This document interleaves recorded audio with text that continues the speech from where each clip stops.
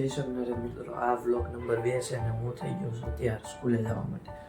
હવે દૂધ પીને જાઉં સ્કૂલે, ચોપડા ભરી દઉં. દૂધ તૈયાર છે તો દૂધ પી લે.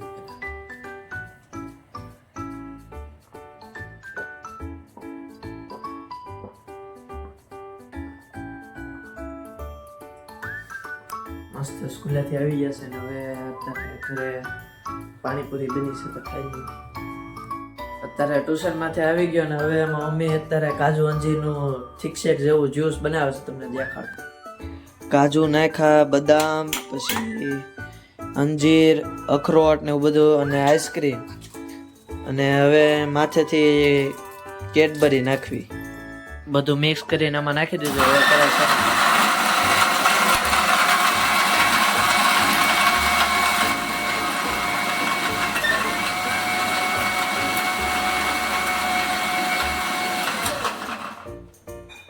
બની ગયું છે આપણું આ થીક શેક.